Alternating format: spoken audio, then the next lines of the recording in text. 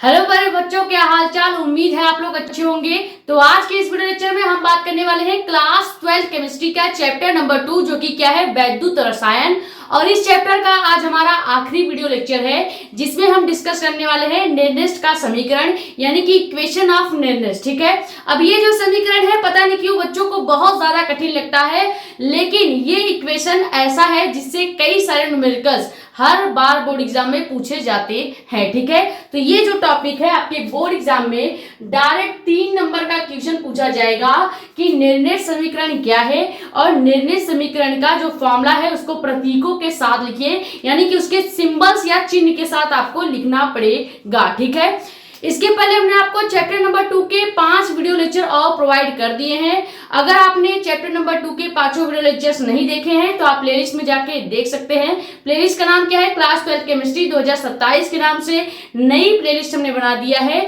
और ये प्लेलिस्ट उन बच्चों के लिए है जो इस बार क्लास 12 में आ रहे हैं, जिनका बोर्ड एग्जाम 2027 में होने वाला है। क्लियर, तो वहां से जाके आप केमिस्ट्री के सभी वीडियोस देख सकते हैं, चैप्टर नंबर 1 के भी, चैप्टर नंबर 2 के भी, तो वहां से आप कवर कर लीजिएगा। ठीक है, अब टॉपिक को स्टार्ट करते हैं, लेकिन उसके पहले आपको बता दें अगर आप हमारे चैनल पर नए हैं तो चैनल को सब्सक्राइब कर ले ताकि ऐसी इंफॉर्मेटिव और इंपॉर्टेंट वीडियोस आपके पास आती रहे।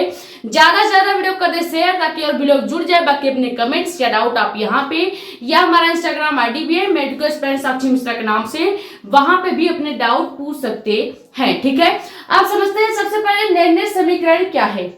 नेरनेस्ट समीकरण का नाम नेरनेस्ट ही क्यों रखा गया, सबसे पहले ये पॉइंट को समझते हैं। ठीक है, अब नेरनेस्ट समीकरण का नाम नेरनेस्ट इसलिए रखा गया क्योंकि जिस भी साइंटिस्ट ने ये इक्वेशन दिया उस साइंटिस्ट का नाम ही क्या था, नेरनेस्ट। उनको सम्मान देने के लिए या उनको रिस्पेक्ट देने के लिए इस समीकरण का नाम ही क्या रखा गया, नेरनेस्ट समीकरण रखा गया। जैसे फिजिक्स में आपने पढ़ा होगा कूलाम का नियम, फैराडे का नियम, ये सब साइंटिस्ट के नाम पर ही नियम या इक्वेशंस दिए गए हैं। क्लियर, तो नेरनेस्ट समीकरण है क्या, नेरनेस्ट नामक वैज्ञानिक ने इलेक्ट्रोड विभव तथा इनके आयंस के सांद्रता के बीच, इलेक्ट्रोड विभव और जो इनका आयन होता है, इन आयन के सांद्रता के बीच संबंध को बताने के लिए एक समीकरण को प्रस्तुत किया, यानी कि एक इक्वेशन को बताया, और वो इक्वेशन ही क्या कहलाता है, नेरनेस्ट समीकरण कहलाता है। इतनी चीजें क्लियर। अब आपको हमने जब इसी चैप्टर में एक पॉइंट एक टॉपिक पढ़ाया था जो कि क्या है, मानक इलेक्ट्रोड विभव और इलेक्ट्रोड विभव, वहां पे जब हम इलेक्ट्रोड विभव आपको पढ़ा रहे थे तो उसमें एक और टॉपिक पढ़ाया था जो कि क्या है, इलेक्ट्रोड विभव को प्रभावित करने वाले कारक। जब हम इलेक्ट्रोड विभव को प्रभावित करने वाले कारक को पढ़ रहे थे तो हमने बताया था कि इलेक्ट्रोड विभव जो है ये 3 कारकों पर निर्भर करता है, यानी कि 3 कारकों से ही प्रभावित होता है। पहला कारक क्या था कि इलेक्ट्रोड विभव हमेशा चालक की प्रकृति पर निर्भर करता है, यानी कि अगर चालक की प्रकृति का मान को आप बढ़ाते हैं तो इलेक्ट्रोड विभव का मान भी क्या हो जाएगा, बढ़ जाएगा। यानी कि ये प्रोपोर्शनल होता है चालक की प्रकृति पर। प्रकृति का मतलब ये होता है कि वो चालक यानी कंडक्टर जो है किस पदार्थ का, किस मटेरियल का बना हुआ है। ठीक है, प्रकृति का मतलब ये है, जैसे आप अभी देख रहे होंगे मेरे हाथ में क्या है, मार्कर है। अब ये मार्कर एक हार्ड मटेरियल का बना है, तो ये इस मार्कर की प्रकृति को बताता है कि ये हार्ड मटेरियल का बना हुआ है। ठीक है, इसी तरह से इलेक्ट्रोड विभव ताप पर निर्भर करता है। अगर आप टेम्परेचर यानी कि ताप को बढ़ाते हैं, टेम्परेचर यानी कि ताप को बढ़ाते हैं तो भी इलेक्ट्रोड विभव का मान बढ़ता है। लेकिन एक पॉइंट याद रखिएगा, इलेक्ट्रोड विभव हमेशा सांद्रता को बढ़ाने पर घटता है, ये पॉइंट याद रखिएगा। ठीक है, ये तीनों ही पॉइंट हमने आपको ऑलरेडी वहां पे कवर करा रखा था। अगर आपने वो वीडियोस नहीं देखे हैं तो जाके देख लीजिएगा, प्लेलिस्ट में आपको मिल जाएगी। ठीक है, अब यहाँ पे वही पॉइंट हमने लिख रखा है कि किसी इलेक्ट्रोड का, किसी भी, मान लो हमने कोई भी एक इलेक्ट्रोड ले लिया है, अब उस इलेक्ट्रोड का जो भी इलेक्ट्रोड विभव होगा वो उस आयन की सांद्रता तथा ताप पर निर्भर करता है। क्लियर, हमने ये पहले ही बताया है कि इलेक्ट्रोड विभव 3 कारकों पर निर्भर करता है। अब आप यहाँ पे आयन की सांद्रता और ताप के साथ साथ ये पॉइंट भी लिख सकते हैं कि इलेक्ट्रोड विभव जो है वो चालक की प्रकृति पर भी निर्भर करता है, यानी इस बात पर निर्भर करता है कि चालक किस पदार्थ का बना हुआ है। क्लियर, तो ये इतना ही नेरनेस्ट का समीकरण है जो कि हमने डिफिनीशन में आपको क्लियर करा दिया। अब नेरनेस्ट ने अपना समीकरण किसके लिए दिया है, अब हम लोगों के लिए तो दिया ही नहीं है, ये इन्होंने अपना समीकरण दिया है इलेक्ट्रोड अभिक्रियाओं के लिए। अब इलेक्ट्रोड्स अभिक्रिया को कैसे रिप्रेजेंट किया जाता है, कैसे अभिक्रियाओं के लिए निर्णय ने अपना समीकरण दिया है, तो इलेक्ट्रोड की अभिक्रियाओं के लिए अपना समीकरण दिया है। और इलेक्ट्रोड अभिक्रिया क्या होती है, अगर बात करें इलेक्ट्रोड अभिक्रिया की, तो इलेक्ट्रोड अभिक्रिया होती है Mn+ कहीं भी लिखा हुआ दिखेगा तो इसका मतलब सीधे सीधे ये होगा कि धातु आयन की सांद्रता। क्लियर, धातु आयन की सांद्रता को ही Mn+ से रिप्रेजेंट किया जाता है, यानी दर्शाया जाता है। धातु आयन की सांद्रता की क्रिया अगर हम नंबर ऑफ इलेक्ट्रॉन से करा दें, यानी इलेक्ट्रॉन की संख्या के साथ करा देते हैं, तो क्या होता है, ये एक धातु बनाएगा और वो जो धातु बनेगा वो ठोस धातु बनेगा। क्या बनेगा, एक सॉलिड धातु का निर्माण कर देते हैं, यानी कैपिटल M हो जाएगा और ये सॉलिड में होगा, इसलिए हम यहाँ पे S लिखते हैं। MS का मतलब मिस्टर एम विशेष नहीं है, MS का मतलब है कि धातु यानी कि मेटल, और वो जो मेटल है वो मेटल कैसा है, सॉलिड मेटल है। क्लियर, यानी कि जब भी आप धातु आयन की सांद्रता की क्रिया नंबर ऑफ इलेक्ट्रॉन के साथ कराएंगे तो हमें एक सॉलिड मटेरियल, सॉलिड धातु प्राप्त होगा। और इस पूरे रिएक्शन के लिए ही निर्णय ने अपना समीकरण दिया था। अब देखते हैं कि निर्णय का समीकरण था क्या। ठीक है, निर्णय ने अपना समीकरण दिया था E=E0 RT/NF log/10 के बाद क्या हो जाएगा, अब हम इस इक्वेशन के लिए निर्णय समीकरण को निकाल रहे हैं, तो ऊपर हम क्या ले लेंगे, धातु ले लेंगे जो सॉलिड वाला है, उसके बाद बटे में हम ले लेंगे इस धातु आयन की सांद्रता को, यानी कि कैपिटल Mn+। ठीक है, ये इक्वेशन जो है, यही इक्वेशन क्या हो जाता है, निर्णय का समीकरण हो जाता है। ये पहला जो बेसिक फॉर्मूला है ये याद रखेंगे। निर्णय ने अपना समीकरण यही दिया था, किसी भी इलेक्ट्रोड अभिक्रिया के लिए ही, याद रखिएगा, किसी भी इलेक्ट्रोड अभिक्रिया के लिए ही निर्णय का समीकरण या इक्वेशन लागू होता है। और किसी भी अभिक्रिया के लिए आप निर्णय का समीकरण यूज नहीं कर सकते, अगर इलेक्ट्रोड अभिक्रिया है तभी निर्णय का समीकरण लगेगा, ये पॉइंट याद रखिएगा। ठीक है, अब इक्वेशन बना कैसा है, मान लो मैंने ये समीकरण जो लिया था, अब हमेशा निर्णय समीकरण को E=E0 से दर्शाया जाता है। यहाँ पे E आपका इलेक्ट्रोड विभव हो जाएगा और E0 आपका मानक इलेक्ट्रोड विभव हो जाएगा। इसीलिए हमने कहा था कि निर्णय समीकरण को समझने के लिए आपको इलेक्ट्रोड विभव और मानक इलेक्ट्रोड विभव जरूर आना चाहिए, तभी आप निर्णय इक्वेशन को अच्छे से समझ पाएंगे। ठीक है, अब यहाँ पे कैपिटल E जो है ये तो इलेक्ट्रोड विभव को दर्शा रहा है और E0 मानक इलेक्ट्रोड विभव को दर्शा रहा है। अब यही आपका फॉर्मूला नहीं है, इसके बाद भी और फॉर्मूले हैं जिससे न्यूमेरिकल्स लगते हैं। ये तो बेसिक फॉर्मूला है जो कि इस समीकरण के लिए निर्णय ने अपना समीकरण दिया था। क्लियर, अब हम जानते हैं कि जो ये कैपिटल M है, यानी कि सॉलिड धातु है, जो एक हार्ड धातु है, हार्ड मटेरियल है, अगर इस हार्ड मटेरियल को हम शुद्ध विलयन में घोल दें तो शुद्ध विलयन में धातु की जो सांद्रता होती है वो लगभग 1 के बराबर होती है। ये पॉइंट याद रखिएगा, चाहो तो आप लिख भी सकते हैं, यहाँ पे हम नोट्स में लिख देते हैं, नोट्स में लिख देते हैं कि शुद्ध विलयन में धातु की सांद्रता जो होती है लगभग 1 के बराबर होती है, 1 के बराबर होती है। क्लियर, ये पॉइंट याद रखेंगे, यानी कि जहां पे ये कैपिटल M सॉलिड वाला है, हम यहाँ पे 1 लिख सकते हैं, तो लिखेंगे क्या, हम मान लेते हैं कैपिटल M सॉलिड वाला जो है ये 1 के बराबर है। क्यों 1 के बराबर है, क्योंकि अभी बताया शुद्ध विलयन में हमेशा जो सॉलिड धातु होता है उसको घोलने पर उसकी सांद्रता का मान 1 के बराबर होगा। तो यहाँ से कैपिटल M को हम 1 मान लेंगे, यानी कि इसकी जगह हम क्या रख देंगे, 1 रख देंगे। जब इसकी जगह 1 रखेंगे तो ये फॉर्मूला कैसे चेंज हो जाएगा, ये फॉर्मूला चेंज हो जाएगा, E=E0 वैसे ही रहेगा, माइनस भी वैसे रहेगा, RT/NF यहाँ तक सेम है, log/10 भी हम सेम रखेंगे, log/10 भी सेम रखेंगे।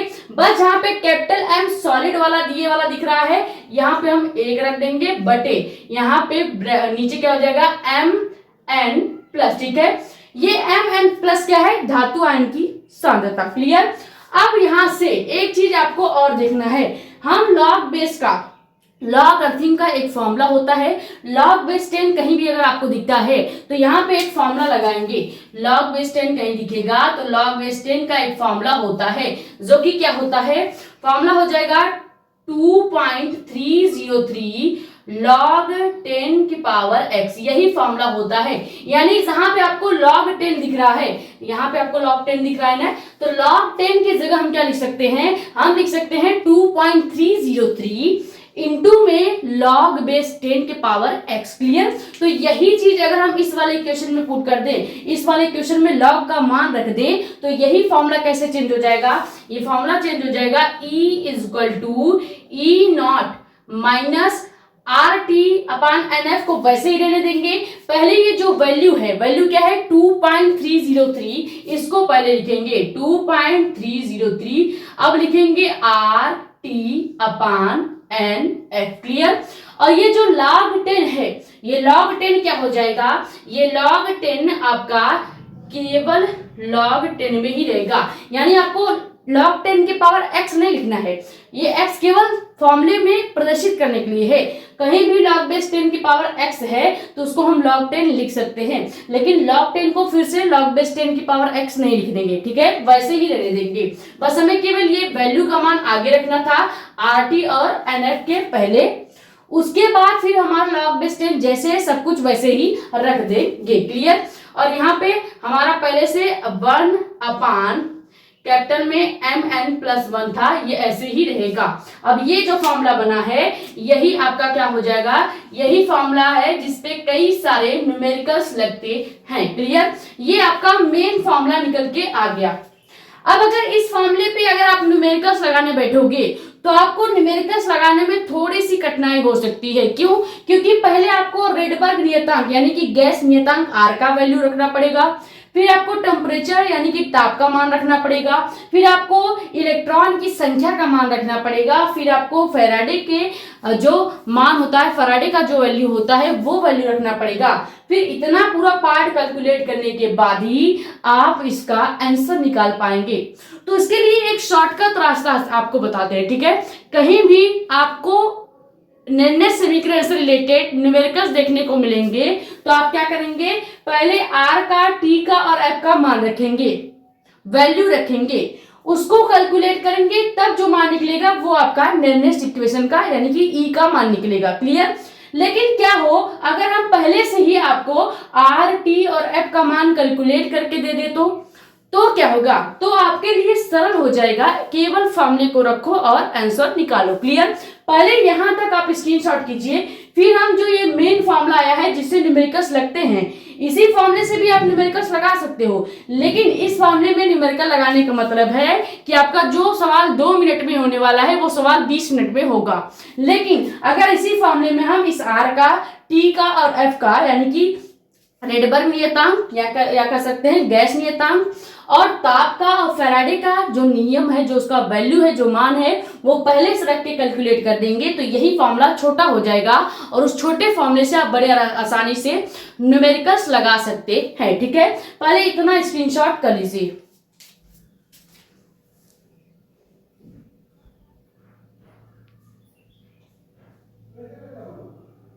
तो हमारा मेन इक्वेशन क्या आया है, मेन जो फॉर्मूला आया है वो यही आया है, E equal to E naught minus 2.303 R into T upon N into F equal to log base 10 1 upon MN plus. ठीक है, अब इस फॉर्मूले पे न्यूमेरिकल्स लेंदी होंगे तो हम क्या करेंगे, यहाँ पे हम जानते हैं कि R जो होता है, इस R का भी एक मान होगा, इस T का भी एक मान होगा और इस F यानी कि फैराडे नियतांक का भी एक मान होता है। क्लियर। अब हम क्या करें कि इस समीकरण में R का, T का और F का मान रख देंगे तो ऑलरेडी हम कैलकुलेशन वाला जो पार्ट होगा वो आधा खत्म कर देंगे। ठीक है, जब यहाँ पे ही हम फॉर्मूले में ही आपको आधा कैलकुलेशन कैलकुलेट करके दे देंगे तो जो फॉर्मूला आएगा उस फॉर्मूले से बड़े ही आसानी से आप न्यूमेरिकल्स लगा लोगे। ठीक है, तो गैस नियतांक या इसी को रेडबर्ग नियतांक भी कहा जाता है, इसका मान क्या होता है 8.31 जूल प्रति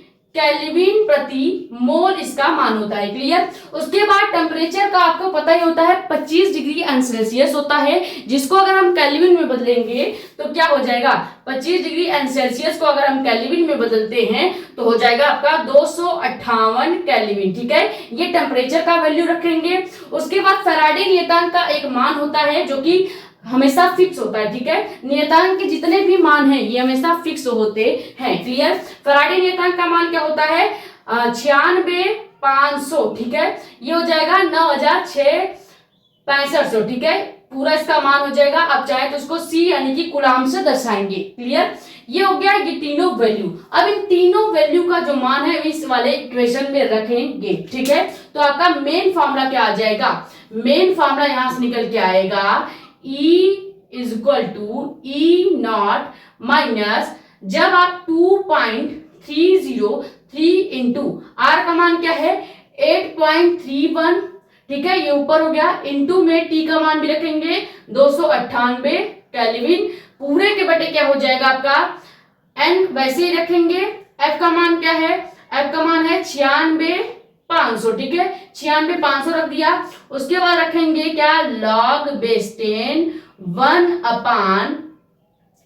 अपान ब्रैकेट में हो जाएगा mn प्लस, ये हो गया। अब इसको जब सॉल्व करोगे यानी कि अगर आप 2.303 का गुणा 8.31 और 298 के साथ करेंगे, उसके बाद 96,500 के साथ भाग देंगे, तो जो मान आएगा वो मान हम डायरेक्ट लिख देते हैं। मान आपका आ जाएगा E is equal to E naught minus, मान क्या आएगा 0.0591। क्लियर। यही आपका पूरा कैलकुलेशन हो जाएगा। बाकी n आपका वैसे ही रहेगा, फिर log बेस 10 आपका वैसे रहेगा 1 अपान ब्रैकेट में mn प्लस। क्लियर। ये जो फॉर्मूला आया है इसी फॉर्मूले पे आप बड़े ही आसानी से न्यूमेरिकल्स लगा सकते हैं। क्लियर। ये मेन फॉर्मूला याद रखिएगा। इस फॉर्मूले से अगर न्यूमेरिकल्स लगाएंगे तो आपको पहले ये मान रखना पड़ेगा जो कि पहले ही हमने लॉग के फॉर्मूले से निकाला था। उसके बाद आपको आर का मान रखना पड़ेगा जो कि 8.31 है। फिर उसके बाद टेम्परेचर का मान रखेंगे, इन तीनों का ऊपर गुणा करेंगे, फिर जो एन का मान दिया होगा आपके क्वेश्चन में वहां से एन का मान रखेंगे। उसके बाद एफ का मान, फैराडे नियतांक का मान 96,500 होता है, वो रखेंगे। अब ये कैलकुलेशन करने से बढ़िया ये होगा कि पहले से ही हम आपको कैलकुलेट करके एक छोटा फॉर्मूला बना के दे दें। अगर आप इस वाले फॉर्मूले में रखेंगे तो इतना बड़ा कैलकुलेशन आपको करना ही पड़ेगा, लेकिन अगर आप इस वाले फॉर्मूले में करते हैं तो पहले से हमने इतना बड़ा कैलकुलेशन जो था उसको कर दिया है, तो पूरा कैलकुलेशन करने के बाद जो वैल्यू आया वो क्या है 0.0591 अपान N log base 10 1 upon mn plus, ये हो गया आपका फॉर्मूला। क्लियर। अब यहाँ पे अगर ध्यान देंगे तो इस वाले इक्वेशन से अगर आप न्यूमेरिकल्स लगाएंगे तो केवल आपको धातु आयन की सांद्रता का वैल्यू रखना पड़ेगा और ये जो नंबर ऑफ इलेक्ट्रॉन्स होंगे एन का जो मान होगा वो रखना पड़ेगा। उसके बाद ई नॉट यानी कि मानक इलेक्ट्रोड विभव का अगर मान दिया होगा तो वो रख दीजिएगा और यहाँ से मेन जो आपका फॉर्मूला है ई का मान वो निकल जाएगा। क्लियर। तो ये फॉर्मूला वही है जिसपे कई सारे न्यूमेरिकल्स बड़े आसानी से लग जाएंगे। क्लियर। ये स्क्रीनशॉट कर लीजिए। फिर देखते हैं कि इस वाले फॉर्मूले में जितने भी सिंबल्स दिख रहे हैं या कह सकते हैं मेन फॉर्मूला आपका यही है, पहले जो है लॉन्ग कैलकुलेशन वाला, हम इस वाले फॉर्मूले में जितने भी सिंबल्स यूज किए हैं उन सिंबल्स को क्या कहा जाएगा। क्लियर। पहले इतना स्क्रीनशॉट कर लीजिए। हमने आपको दोनों फॉर्मूला बता दिया। अगर आपको पूरा कैलकुलेशन करने का शौक है तो आप ये लॉन्ग वाले फॉर्मूले से न्यूमेरिकल्स लगाइएगा और अगर आपको शॉर्टकट आजमाना है तो आप ये वाला फॉर्मूला यूज कर सकते हैं। क्लियर।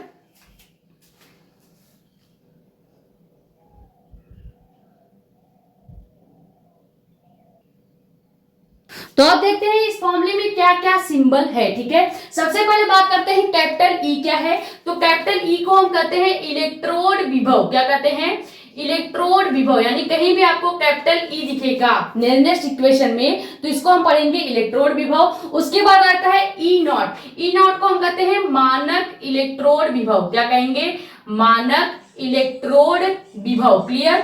उसके बाद आपका आता है आर। आर को हमने पहले बताया दो इसके नाम होते हैं। पहला हो जाएगा गैस नियतांक, दूसरा होता है इसका नाम रेडबर्ग नियतांक। ठीक है, तो यहाँ पे हम दोनों लिख लेते हैं, गैस नियतांक भी आप कह सकते हैं या इसी को रेडबर्ग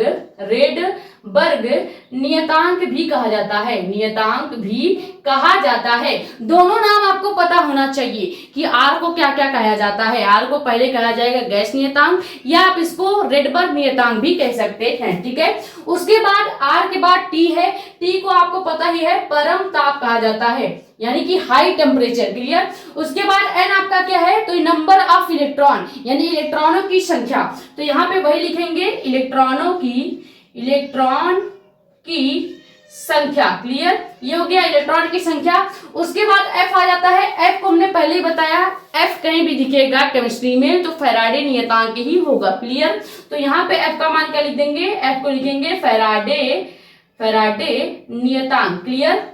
उसके बाद आ जाते हैं यहाँ पे वन के पहले क्या था, धातु सॉलिड अवस्था में थी, तो यहाँ पे एम जो है इसको पढ़ेंगे धातु, जो कि हमेशा सॉलिड अवस्था में होगी निर्देश समीकरण के लिए। और नीचे एम एन प्लस का मतलब क्या है कि धातु ही है, लेकिन वो धातु एन की सांद्रता को रिप्रेजेंट कर रहा है, प्रदर्शित कर रहा है। तो यहाँ पे एम एन प्लस का मतलब क्या हो जाएगा, धातु आयन की सांद्रता। क्लियर, धातु आयन की सांद्रता को प्रदर्शित करता है। ठीक है, तो ये हो गया पूरा निर्देश समीकरण क्या होता है, डिफिनीशन देख लिया। फिर एक पॉइंट हमने आपको बताया कि जो भी इलेक्ट्रोड विभव होगा वो 3 कारकों पर निर्भर करता है। पहला हो जाएगा चालक की प्रकृति पर, दूसरा परम ताप पर और तीसरा सांद्रता कह सकते हैं कि सांद्रता पर। क्लियर। उसके बाद फिर हमने इक्वेशन आपको बताया, ये लॉन्ग मेथड है न्यूमेरिकल्स लगाने का। एक इसके बाद और हमने शॉर्टकट फॉर्मूला भी बताया। ठीक है, अब इस फॉर्मूले में सभी सिंबल्स क्या क्या हैं, तो ई आपका इलेक्ट्रोड विभव हो गया, ई नॉट आपका मानक इलेक्ट्रोड विभव हो गया, आर आपका गैस नियतांक हो गया, टी आपका ताप हो गया, एन आपका इलेक्ट्रॉन की संख्या, एफ आपके फैराडे नियतांक को बताएगा और कैपिटल एम धातु को, और एम एन प्लस क्या हो जाएगा, धातु एन की सांद्रता को रिप्रेजेंट करता है। क्लियर। तो ये हो गया कंप्लीट निर्देश इक्वेशन। अब इससे ज्यादा सरल लैंग्वेज में आपको कोई नहीं बता सकता, ये कंप्लीटली हमने आपको कंप्लीट करा दिया। ठीक है, चैप्टर नंबर 2 आज आपका कंप्लीट हो चुका है। अब आप यहाँ पे ध्यान दीजिएगा, निर्णय समीकरण जब भी बोर्ड एग्जाम में आएगा आपको पूरा डिफिनीशन लिखना पड़ेगा और दोनों इक्वेशन के साथ ये जितने भी सिंबल्स हैं, ये सिंबल्स क्या बताते हैं, ये सिंबल्स के बारे में भी आपको लिखना पड़ेगा, तब जाके आपको निर्णय समीकरण के 3 नंबर मिलेंगे। ज्यादातर याद रखिएगा निर्णय समीकरण का डिफिनीशन कम ही पूछता है, लेकिन इससे न्यूमेरिकल्स बहुत ज्यादा पूछे जाते हैं। क्लियर। तो ये हो गया हमारा वीडियो लेक्चर कंप्लीट और ये चैप्टर भी कंप्लीट हो गया है। अब कल के लेक्चर में हम डिस्कस करेंगे चैप्टर नंबर 3 और चैप्टर नंबर 3 में सबसे पहले हम बेसिक से स्टार्ट करेंगे। क्लियर। फिर वहां पे भी 4-5 लेक्चर लेंगे, उसके बाद चैप्टर नंबर 3 भी आपका क्लोज हो जाएगा। ये स्क्रीनशॉट कर लीजिए और हाँ, नए हैं तो चैनल को सब्सक्राइब कर लें ताकि ऐसी इंफॉर्मेटिव और इंपॉर्टेंट वीडियोज आपके पास आती रहे। ज्यादा से ज्यादा वीडियो कर दे शेयर ताकि और भी लोग जुड़ जाएं। बाकी अपने कमेंट्स या डाउट आप यहाँ पे या हमारा इंस्टाग्राम आईडी भी है मेडिको साक्षी मिश्रा के नाम से, वहां पे भी आप डाउट पूछ सकते हैं। ठीक है, ये स्क्रीनशॉट कर लीजिए। मिलते हैं नेक्स्ट वीडियो में। Thank you so much.